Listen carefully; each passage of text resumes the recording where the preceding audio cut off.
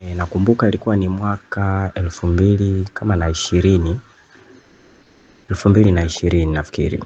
Ndipo nilikuwa ni mtu ambaye natumia vinywaji, na kunywa bia, na kula nyama, naendelea na maisha yangu ya kawaida kila siku.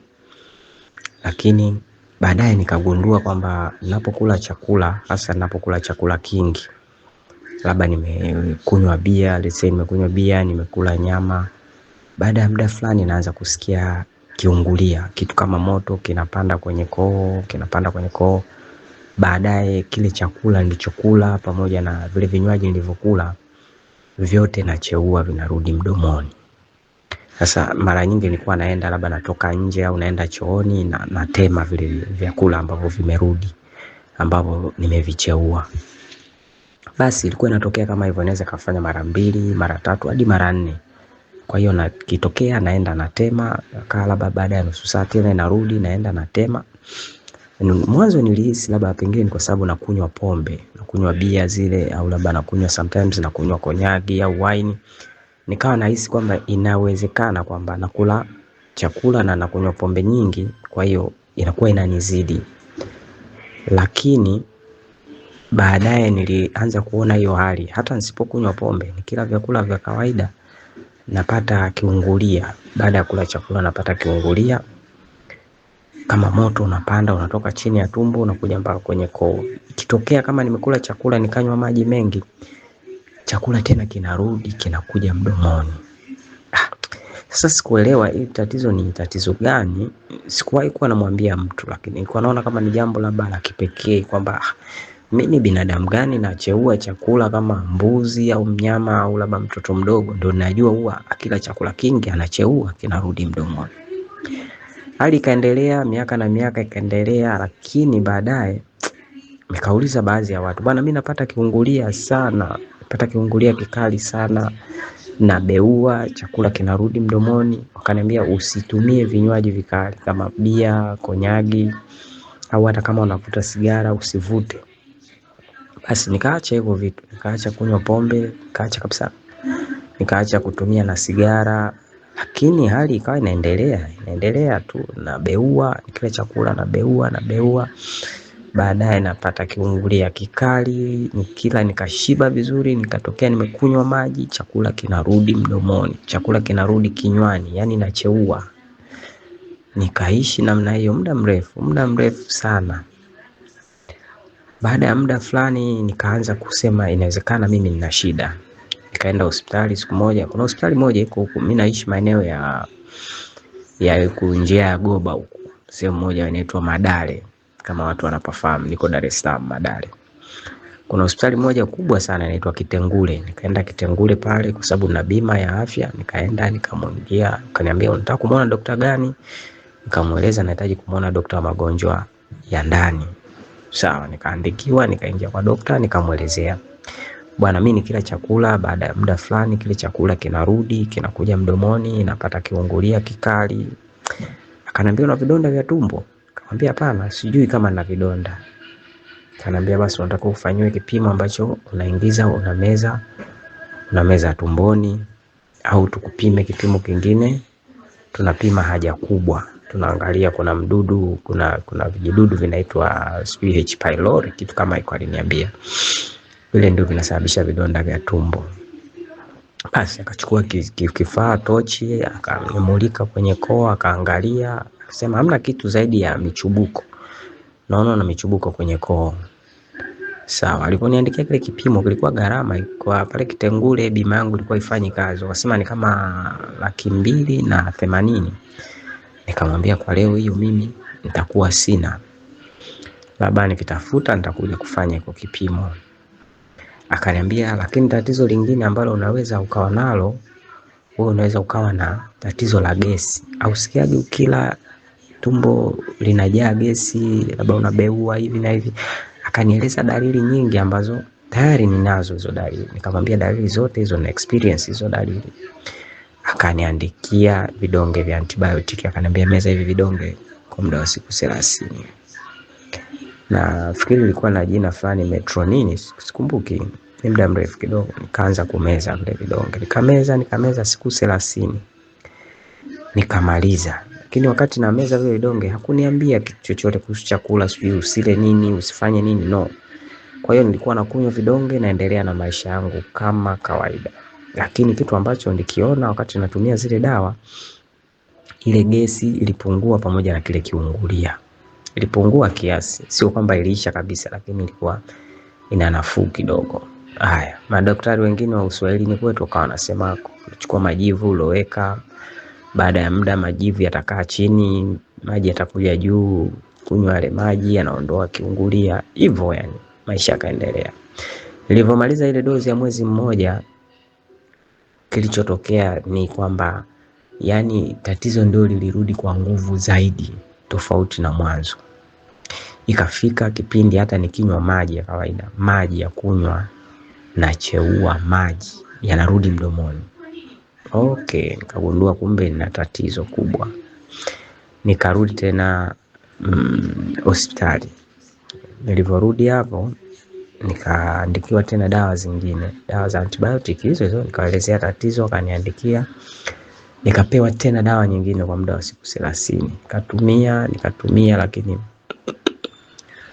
tena zenyewe zilikuwa zinanichafua zaidi kwa sababu zile dawa ni chungu. Kwa hiyo nikizinywa zile dawa na maji mengi na zicheua dawa dawa, yani kama dawa, unajua dawa za vidonge vile vya kama vya rangi mbili vile, alafu na vicheua vinakuja mdomoni, aseni vichungu sana. Kwa hiyo ikawa inatokea hivyo kwamba ukizinywa hizo dawa zenyewe unazicheua zinarudi mdomoni. Naona basi nikawa natumia hivyo, lakini asikuweza kunisaidia. Lakini kuhangaika kwangu nikawa naona mara nyingi watu matangazo kwenye TikTok, kwenye Facebook, mtu anaandika natibu acid reflux, nafanya hivi, natibu vidonda vya tumbo. Siku moja nikaangalia video moja ya Dr. Nature. Dr. Nature alikuwa ni sehemu kama ukumbi anakuja watu. Basi akaelezea namna vidonda vya tumbo pamoja na tatizo la acid reflux ambalo linasumbua watu. Akawa ameelezea njia moja ya kutumia manjano. Alisema unatumia manjano, unakoroga kwenye maji ya moto, kijiko kidogo cha chai, unakoroga manjano, unachanganya na mafuta ya mzeituni. Unaona? Unachanganya na mafuta ya mzeituni, unaweza kuongeza na asali na kunywa ile. Akasema hata ukipata mafuta ya nazi unaweza ukatumia. Basi nikasema ngoja nijaribu kitu. Kumbe unaweza ukatibu hivi vitu kwa kitu rahisi kama hiki kitu. Lakini sasa katika ile video Dr. Nature alielezea matibabu ya kutumia hayo manjano, lakini hakusema wakati unatumia usitumie vyakula gani. Kwa hiyo nilikuwa nakula, yani nakunywa hiyo dawa, lakini nikawa bado kuna baadhi ya vitu natumia. Nafikiri labda ndio maana ilinichelewesha. Nitumia kama wiki 4. Katumia kama muda wa wiki 4, lakini nilianza kuyaona mabadiliko tofauti na ilivyokuwa mwanzo. Kaona mabadiliko, nikasema inawezekana huyu jamaa akawa anajua dawa ya hili tatizo. Nikasema basi nikirudi Dar es Salaam, kwa sababu wakati huo nilikuwa mkoani, sikuwepo Dar es Salaam. Nikasema nikirudi Dar es Salaam nitamtafuta huyu jamaa. Kaanza kuwasiliana naye, nikamtafuta. Kipindi narudi Dar es Salaam, nikaja nikakutana na mke wangu nyumbani, nikamuelezea kuna mtu nataka niende nikamuone, ana dawa ya tatizo la asidi tumboni, anaweza akanisaidia. Kaniambia watu wengi wa Facebook, wewe umemjuaje? Kaambia huyu jamaa nimemuona mitandaoni anatangaza, anaelekeza na ameelekeza dawa ya kutumia manjano, nimeshaanza kutumia kwa muda, naona ninapata nafuu. Kaniambia watu wengi bana mitandaoni wanakuwaga wajanja matapeli. Amekwambia dawa ni kiasi gani? Akamwambia dawa ni kama, ameniambia ni 200,000 na zaidi. Akasema mbona ni pesa nyingi, utakuwa na uhakika gani kama ukinunua hiyo dawa utapona? Hebu tuende wote. Amekwambia yuko wapi? Nikamwambia amesema na kliniki yake iko Kinyerezi Tabata huko. Basi mimi nikatoka Goba na mke wangu, nikawasiliana na jamaa, tukawasiliana mpaka tukafika maeneo ya Kinyerezi huko. Baadaye nikimpigia jamaa simpati. Tukaanza kupata doubt. Mbona mtu mwenyewe sasa hapatikani? Hao walikuwa ni muongo. Nikamwambia tumeongea jana, tukaelekezana mpaka kanielekeza mpaka hapa. Labda tu tatizo la mtandao. Kaendelea kupiga bahati nzuri. Wakati namtafuta jamaa pale nilipokuwa nimekaa nje akatokea. Kanikuta nimekaa barazani. Nikamwambia jamaa mwenyewe yule pale. Kangu akasema wewe umemjuaje? Nikamwambia bwana sinamuonaga kwenye video zake mtandaoni. Basi akaja pale Dr. Nature tukasalimiana, tukaingia ndani ofisini kwake Kinyerezi, kamuelezea sana tatizo langu, nikamuelezea kwa urefu, akaniambia bwana mimi kuna dawa nitakupatia makopo 2, utakuwa unakoroga asubuhi na jioni unakunywa. Akanipa maelekezo yote, akanipa na hela dawa nyingine ya pakti. Hii utakuwa unakunywa na yenyewe vyote dawa akanipatia. Lakini hapo tayari nilikuwa nimeshaanza ile tiba yake nyingine aliyoelekeza ya kutumia manjano peke yake. Nikamuuliza je, katika hii dawa ninavyoanza kutumia ile ya manjano nitaiacha? Akasema sasa ile ya manjano utaacha, utatumia hii. Lakini vile vile ndani ya hii dawa hata manjano ipo. Nikamwambia okay fine. Kanipa maelekezo ya matumizi, nikaondoka na dawa zangu. Tena mimi nilinunua makopo 2 na ile ya pakti 1 nikaanza. Kumbuka nilianza kwenye kati ya tarehe 1 mwezi wa 5 hivi. Ilikuwa ni sikukuu. Hiyo ilikuwa ni siku ya sikukuu ya Mei Mosi, ndio nilienda kuchukua dawa kwake. Kuchukua dawa, nikarudi, nikaanza kunywa sasa dawa asubuhi na jioni. Nikafuatilia ratiba vizuri. Kwa sababu siku ile nilipokwenda sasa ofisini kwake akanipa mwongozo wa chakula. Kwamba unakulaje, unatanguliza kachumbari, asubuhi ni matunda, usinywe tena chai, sijui maandazi, chapati, mikate, vyakula vya mafuta mengi vinavyokaangwa sio vizuri, sababu mafuta ya mbegu yana asili ya asidi. Basi nikafuata maelekezo vizuri, nikawa nakula matunda asubuhi, mchana nikitaka kula natanguliza kachumbari sana, nilikuwa nakula viazi vitamu, viazi mviringo, magimbi. Lakini kila mlo wangu sikuwa natumia mafuta ya kula. Kwa nachemsha, naweza kula chukuchuku, nachukua mboga za majani, na pika na mboga za majani na kula kila mlo wangu hivyo. Nikajitahidi, mimi nilikuwa nakulaga saa 4 usiku, nakunywa maji na lala. Nikaacha hiyo tabia, nikaanza kula before saa 2. Nilikuwa nakula saa 12. Nikichelewa sana nakula saa 1. Hivyo yani nikafuata sharti zake zote, nikaanza kuona mabadiliko. Toka muda ule sikuwahi kula chakula nikakicheua kikarudi kwenye kinywa changu tena. Hakijawahi kutokea hicho kitu. Kiungulia ambacho kilikuwa kinanitesa kikaanza kuacha, kapungua kikaacha. Mimi nilikuwa na tabia nikila chakula baada ya kuanza kutumia hizo dawa nilikuwa na hesabu. Yaani baada ya kumaliza kula, yani ile unavyobeua ile kama hivyo unahesabu. Mimi nilikuwa na hesabu unafanya mara ngapi mpaka iache. Ndio unapogundua inapungua au inaongezeka. Ilienda ikaanza kupungua, ikapungua, ikaisha. Hii shingo ilikuwa inakaza wakati huo inakaza. Lakini nilianza kutumia shingo polepole.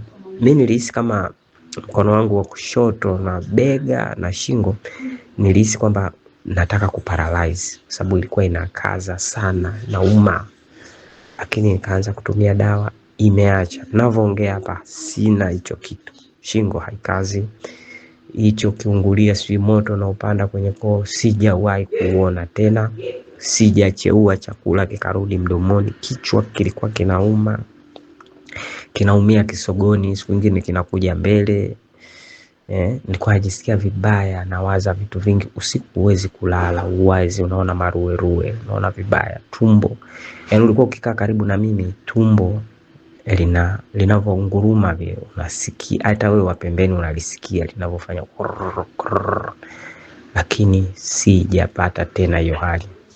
Kulikuwa kuna shida ya choo, naweza nikakaa siku hadi 3 sijaenda chooni, sijapata haja kubwa. Lakini sasa hivi naweza nikapata hadi mara 3 kwa siku. Kuna mabadiliko mengi sana. kuna mabadiliko mengi tofauti na ilivyokuwa siku za nyuma. Kwa hiyo kama kuna mtu anatumia dawa ya Dr. Nature, asikate tamaa, afuatilie masharti vizuri, dawa itamsaidia. Mimi ni shuhuda, dawa itamsaidia. Lakini kwa upande wa kupungua mwili, aisee, mimi nimekonda mpaka mwenyewe nikikaa kwenye kioo nikijitizama naogopa. Nilikuwa na uzito mkubwa, nishafika kilo 85, zikawa zinacheza 85, 82, 83. Lakini nilianza kupungua. Kabla sijaanza kunywa dawa nilikuwa na kilo zilishashuka zikawa kwenye 70 na kitu. Lakini sasa hivi nikikwambia nina kilo 62. Kutoka zile 72 ziko 62 ndani ya hii miezi miwili. Nimepungua, nikitembea mwenyewe na pepesuka, nasikia kama vile nataka kuanguka.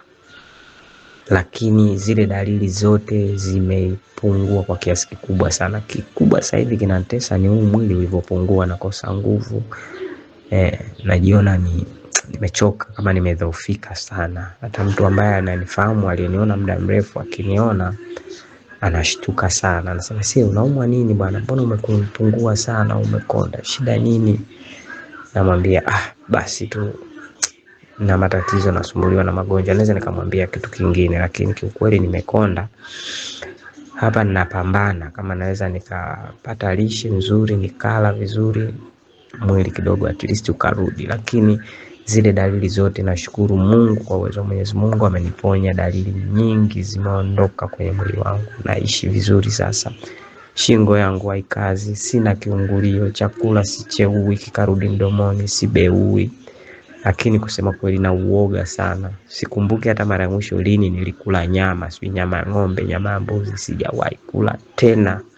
Chakula cha mafuta nilikoma kula, maandazi, chapati, vitumbua nimeshasahau.